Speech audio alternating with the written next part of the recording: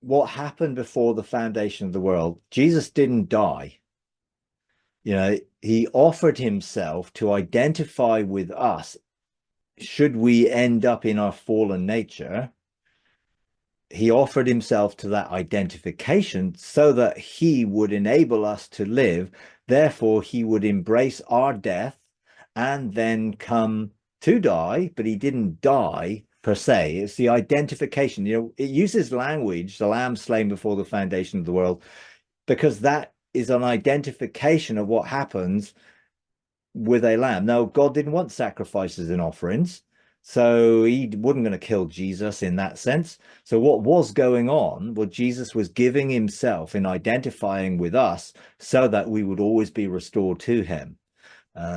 So in a sense, Jesus came as a man to redefine who God was. So he needed to come in the flesh to identify with us fully in the flesh and live in the flesh as we lived, so that he could have the power over death by dying our death and therefore being resurrected and resurrecting us all.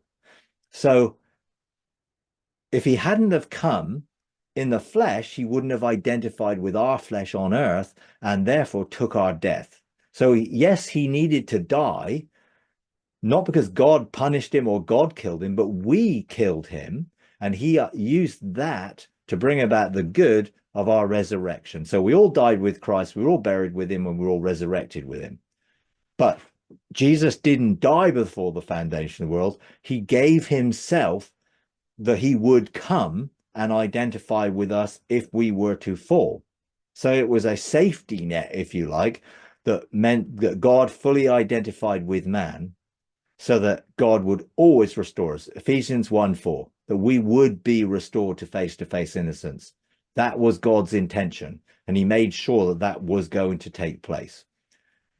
So Jesus needed to come to fully identify with our humanity on earth. Now, the other verse that you've got there, the Romans 8:9. Again, the context here is, and if you look at the context of it, the context is in the spirit and the mind and choosing to identify, for the law of the spirit of life in Christ Jesus set you free from the law of sin and death. So if our mind is focused on the law of sin and death, it is like we don't belong to him. It's like when Jesus said, depart from me, I don't know you. Well, of course he knew them, but he didn't know them in the old covenant, because if they chose to live in the old covenant, Jesus didn't know them in relationship as he had provided in the new covenant. So it's covenantal language. And in this sense, if we're operating in our mind according to the law of sin and death, then we will be operating as if we don't belong to him. But the reality is the Spirit lives in all of us. The Spirit was breathed into the disciples, representing the new mankind, the new creation in Christ, and therefore the Spirit is in everybody. So everyone belongs to him, but this is an identification of the way we think. So as a man thinks in his heart, so is he. So if we think and operate according to the law of sin and death, we're dead to him. But that doesn't mean that he's dead to us. And we don't belong to him in that we're not identifying in that life. It is not that he hasn't finished the work and he isn't in everyone. It's just the way it's describing in the context of the whole passage, because the whole passage is talking about the mind set on the spirit is life and peace, but the mind set on the flesh is death. So if we're thinking according to that way of thinking, then it's like we're living a less than kind of life. But it isn't that he made us live that, it's our choices. And this is basically saying, look, we don't need to follow the old mindset or the old belief systems, the old way of thinking. If we do, then we're going to live as if we don't belong to Christ and he's not in us.